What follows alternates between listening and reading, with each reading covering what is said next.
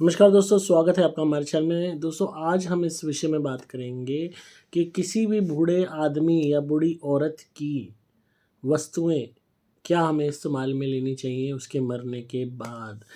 दोस्तों, अपने आप में ये एक अलग विषय है, क्योंकि जो बूढ़े लोग होते हैं उनकी एक अलग स्थिति होती है, उनकी प्रेतात्मा एक अलग ही स्वरूप में होती है।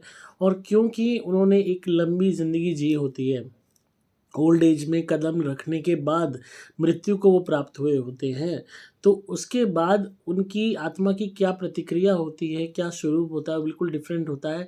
और उनकी आशाएं, अभिलाषाएं, एक्सपेक्टेशंस भी डिफरेंट होती हैं। किसी जवान मौत के कंपैरिजन में कि कोई बड़ा मरता है तो उसकी पूरी रूपरेखा बदल जाती है।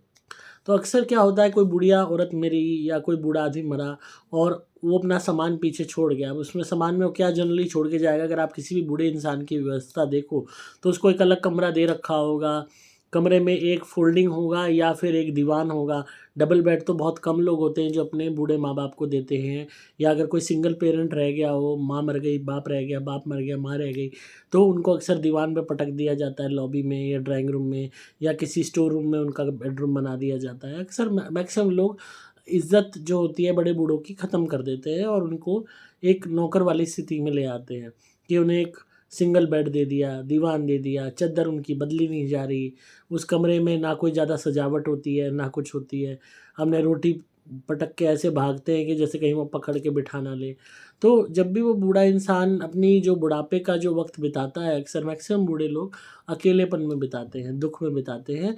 और उनके अंदर की अभिलाषाएँ, भावनाएँ मर चुकी होती हैं, उनका विश्वास टूट चुका होता है, उनका भरोसा टूट चुका होता है अपने ही बच्चों पे से। क्योंकि जो बेटा है वो सेवा नहीं करता, क्योंकि बहू करने नहीं देती, या बहू सेवा नहीं करती, बहू उल्टे जवाब देती है, गालियाँ देती है, या बच्चे सेवा नहीं करते, पोता-पोती नहीं करते। वो भागते हैं कि भई अरे ये तो बुड्ढा-बुड्ढी पकाएँगे, या बुढ़िया पकाएगी या बुड्ढा पकाएगा, इस तरीके की सोच रखते हैं। तो वो बेचारा अकेला दादा पड़ा रहता है या अकेली दादी पड़ी रहती है। मैक्सिमम फैमिलीज़ में ऐसा होता है। मैं सभी की नहीं कहता, हो सकता है बहुत लोग धर्मात्मा काइंड ऑफ भी हों और अच्छी सेवा करने वाले भी हों। पर जहाँ तक तकरीबन तौर पे देखा गया है, बूढ़े लोगों की व्यवस्था दयनीय ही होती है। बहुत जो मानो कोई बहुत बढ़िया होगा बंदा, उस उनके लिए टीवी वगैरह लगा देगा, कोई रेडियो वगैरह लगा देगा।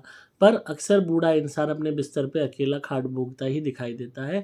उसके सिरहाने एक बैत होती है, बराबर टेबल होती है, उसपे दवाइयाँ रखी होती हैं और सेवा के लिए कोई नौकरानी या नौकर छोड़ दिया जाता है। वो नौकरानी या नौकर भी बाजी-बाजी दफ़ा अपना गुस्सा, अपनी नफ़रत अब उसी बूढ़े इंसान पे निकालता रहता है, नखरे उसको दिखाता रहता है, क्योंकि उसको ज़ोर मरता है उस बूढ़े इंसान को पॉटी-सुसु कराने में, उसकी डायपर बदलने में, या उसको दवाई देने में, या उसको रोटी खिलाने में, या उसके छोटे-मोटे टेंट्रम सहने में। तो अक्सर बूढ़ा आदमी या बूढ़ी औरत उस नौकर के गुलाम बन जाते हैं, या कह लो उस नौकर के दया पे पड़े रहते हैं। नौकर अच्छी तनख्वाह लेता है, ये ध्यान रखना। पर वो सलूक कैसा करता है, वो अगेन एक ये कह लो एक डिटेल्ड विषय की बात है। जो पेरेंट्स होते हैं, जो बच्चे होते हैं, उनके पास इतना टाइम नहीं होता कि वो देख सकें कि नौकर ढंग से काम कर रहा है कि नहीं, या नौकर को झाड़ सकें कि तू हमारे बाप की सेवा ढंग से कर या माँ की सेवा ढंग से कर। वो कहते हैं अरे नौकर भाग जाएगा, फिर हमें इसकी सेवा करनी पड़ेगी। तो इसीलिए नौकर जो कर रहा है करने दो, वो परेशान कर रहा है करने दो, नौकरानी उल्टे जवाब दे रही है करने दो। तो यही सब सिलसिला चला रहता है। तो जो साल होते हैं मरने से पहले के, जो वो बूढ़ा इंसान या बूढ़ी औरत बिताते हैं, वो बहुत ट्रॉमेटाइज़िंग होते हैं। उसके अंदर इतना डिप्रेशन होता है, उसमें इतनी सैडनेस होती है कि जिसका कोई अनुमान नहीं होता। तो होता क्या है, इंसान फिर जो है याद करता है अपने पिछले दिनों को, बचपन को, जवानी को। हाय मैंने ये किया अपने घरवालों के लिए, फैमिली के लिए किया, आज मेरे साथ क्या हो रहा है, मेरे पास कोई बैठने वाला नहीं है, मेरी बात कोई सुनने वाला नहीं है, मुझे डाँट के चले जाते हैं, नौकर भी मुझे डाँट देते हैं। मेरे को ये चीज़ पसंद है, ये नहीं पसंद है, कोई मेरे नखरे नहीं उठा रहा, कोई मेरी बात नहीं सुन रहा, कोई मुझे मना नहीं रहा, कोई मेरे पसंद की चीज़ मुझे नहीं खिला रहा, कोई मेरा जन्मदिन नहीं मना रहा। तो चाहे बूढ़ा इंसान कहता नहीं, पर उसकी उमंगें और हज़ार गुना बढ़ चुकी होती हैं, क्योंकि उसको वो अपना पिछला वक़्त याद आता है कि कोई मेरे को पैम्पर नहीं कर रहा, जो है कोई मेरे को प्यार से मना के नहीं खिला रहा कुछ कि लाओ तुम्हारे लिए ये लाया हूँ, मिठाई लाया हूँ तुम्हारी पसंद की, या आज तुम्हारा पकौड़ों का मन है चलो पकौड़े खा लो, या आज तुम्हारे लिए पालक के परांठे बनाए हैं या ये बनाए, जो भी पसंद है एक्स वाई जेड, वो बहुत कम लोग होते हैं, बहुत बिरले होंगे जो इतना सोचते हैं। अदरवाइज़ जो रोटी बन रही है, खाना बन रहा है, या तो वो खा लो, नहीं खाना तो अपने पड़े रहो, ये हालत होती है। तो जब ऐसे लोग इतना कुछ सह के जब मरते हैं, क्योंकि वो भी देख लेते हैं कि घरवाले भी ऊब चुके हैं उनसे, परेशान हो चुके हैं, तो वो क्या करते हैं अपनी उसी दुनिया में कन्फाइंड हो जाते हैं कि भई ये मेरा रूम, ये मेरी दवाइयाँ, ये मेरा बेड, ये मेरी बैथ, ये मेरे कपड़े, ये मेरा टीवी, ये मेरा चश्मा। तो एक अटैचमेंट वो उसी एरिया से कर लेते हैं, उस रूम से कर लेते हैं, उस कमरे से कर लेते हैं।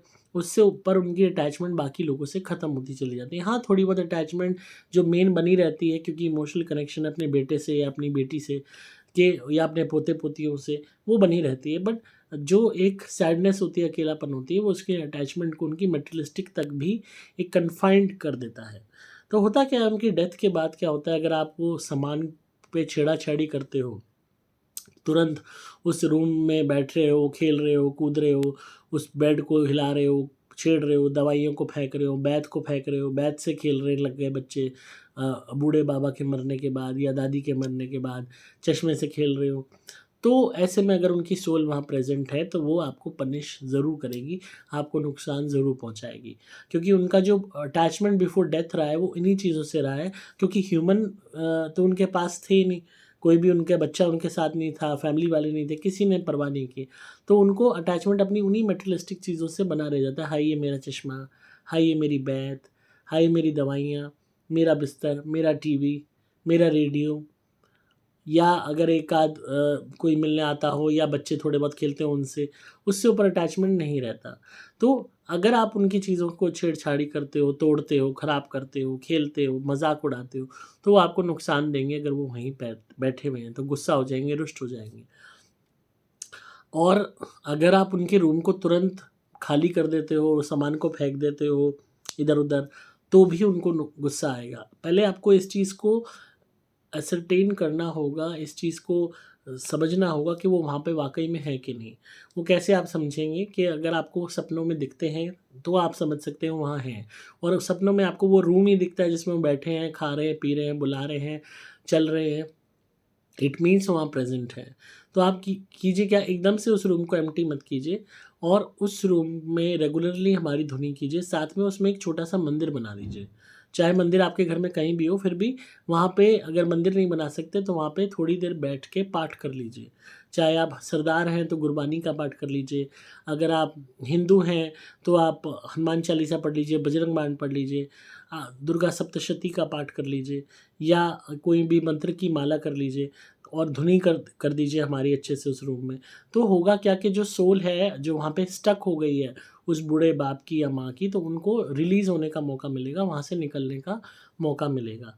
जब ऐसा हो जाएगा, कुछ महीने आप लगातार इसको प्रक्रिया को दोहराएँगे, तो आप देखेंगे कि धीरे-धीरे आपको उनके सपने आने बंद होते जा रहे हैं, और वो अपने आप ही उस जगह से अपना अटैचमेंट छोड़ देंगे। ऐसा होने के बाद आप उस रूम को यूज़ कर सकते हैं, उस सामान को सेल आउट कर सकते हैं। कभी भी उस सामान के साथ खिलवाड़ मत कीजिए, उसको तोड़िए मत, उसे ख़राब मत कीजिए। कि बेड तोड़ के हम 2 अलमारी बना रहे हैं, बेड तोड़ के हम बेड को हमने कुछ जाले साफ़ करने के लिए ले लिया। ये सब गलतियाँ बिल्कुल मत करना, पितर बर्बाद कर देते हैं। आपने बेड भी किसी बूढ़े इंसान को देनी है धुनी दिखाने के बाद हमारी, बिस्तर को भी किसी गरीब आदमी को देना है। दवाइयाँ अगर ठीक है, इंटैक्ट हैं, तो वो आप अपने किसी गरीब इंसान को दे दीजिए, या दवाइयाँ आप थ्रो कर सकते हैं। जो रूम है उसको अच्छे से क्लीन करके, उसमें नमक का पोंछा लगा के, उसको अच्छे से धो के रूम को, वहाँ पे आप हमारी धुनी रेगुलरली कई महीनों तक करेंगे, और रेगुलरली वहाँ पे पाठ करेंगे भगवान का। उसके बाद ही आप उस रूम को यूज़ कर सकते हैं, और उसमें भी कोशिश कीजिए कि जवान बच्चों को, जो आने वाले बच्चे हैं, उनको वो रूम ना दें। आप उस रूम को अपनी वैसा ऑफ़िस बना सकते हैं, अपना कोई गेस्ट रूम बना सकते हैं, अपना कोई वैसे बैठक बना सकते हैं, पर किसी बच्चे को वो रूम मत दीजिए। कोई यंग बच्चा हो, कम उम्र का बच्चा हो, या लड़की हो कम उम्र की, या लड़का हो, उन्हें वो रूम मत दीजिए। उस रूम को कोई सिटिंग बना लीजिए। वो ज़्यादा बेटर है, जिसमें आपको रात को उसमें ना सोना पड़े, सिर्फ दिन में आप उसको यूज़ करें। इसीलिए मैंने कहा गेस्ट रूम बना सकते हैं, क्योंकि गेस्ट कभी कभार ही आते हैं।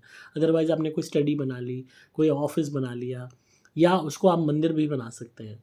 तो उस तरीके से आप उसको यूज़ करेंगे, तो अगर उनकी सोल वहाँ होगी भी तो उनको शांति मिलेगी। जब भगवान का नाम होगा, पाठ होगा, धुनी होगी हमारी, और अपने आप वो वहाँ से रिलीज़ होके मुक्त हो जाएँगे। धुनी आपने कौन सी हमारी करनी है? सुपर स्पेशल एक्स्ट्रा कर लीजिए या सुपर प्लैटिनम कर लीजिए। ये करने के बाद अपने आप देखेंगे कि वो ना आपको सताएँगे, ना तंग करेंगे, और वहाँ से रिलीज़ होके निकल भी जाएँगे। ये बहुत इम्पोर्टेंट है। एक पितर के रूप में वो फिर आपको कभी भी परेशान नहीं करेंगे। और अगर आप ऐसा नहीं करते, तुरंत आप उस रूम को छेड़-छाड़ी करनी शुरू कर देते हो, सामान फेंक, अपने हिसाब से इस्तेमाल कर ले, भई कमरा मिल गया, इसमें बेड डाल, ये करो कर। वो इतना नाराज़ हो जाएँगे, इतने गुस्से हो जाएँगे, मेरा कमरा कैसे लिया? मेरे को बाहर निकाल दिया। वो ये नहीं देखेंगे कि उनका शरीर तो वो त्याग कर चुके हैं। मेरे को मेरे कमरे से बाहर निकाल दिया, मेरी बैग तोड़ दी, मेरा चश्मा फेंक दिया, मेरा बेड कहाँ लेके जा रहे हो? मेरे कपड़े कहाँ लेके जा रहे हो? अरे मेरी दवाइयाँ, मैं कैसे जीऊँगा? मेरी दवाइयाँ। इस तरीके से वो पुकारेंगे, चिल्लाएँगे।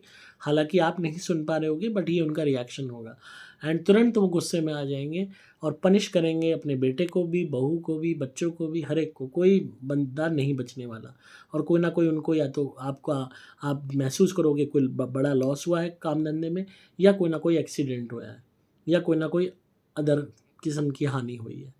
तो इसीलिए बहुत सोच समझ के तरीके से जो होता है, बड़े बूढ़ों की स्पिरिट्स को सँभालना होता है, उनको शांत करना होता है।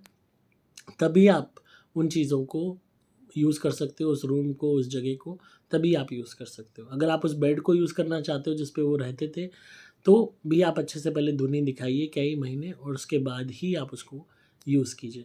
उसमें भी अगर उनका नेचर ऐसा था कि वो किसी से कोई चीज़ें बाँटते नहीं थे, तो यूज़ मत कीजिए, उसको डोनेट कर दीजिए। और अगर नेचर ऐसा नहीं था, तो आप भले ही धुनी कुछ महीने करने के बाद हमारी उसको यूज़ कर सकते हैं। पूरे घर में धुनी घुमाने के बाद एंड में उसी कमरे में हमारी धुनी रख दीजिए और कमरा बंद कर दीजिए, बाहर आ जाइए। आप देखेंगे अपने आप उनकी स्पिरिट कभी आपको तंग करेगी ही नहीं।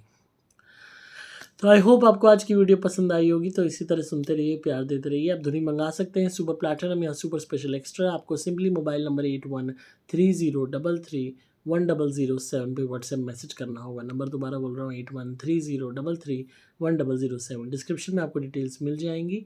आप कड़ा भी मंगा सकते हैं अपने लिए, ताकि आपकी ग्रोथ हो और राहु मंगल शनि केतु चंद्र ग्रह आपके पीड़ित जो है वो ठीक हो जाए। और मेरे द्वारा अभिमंत्रित कवच या लॉकेट भी पहन सकते हैं अपनी रक्षा के लिए।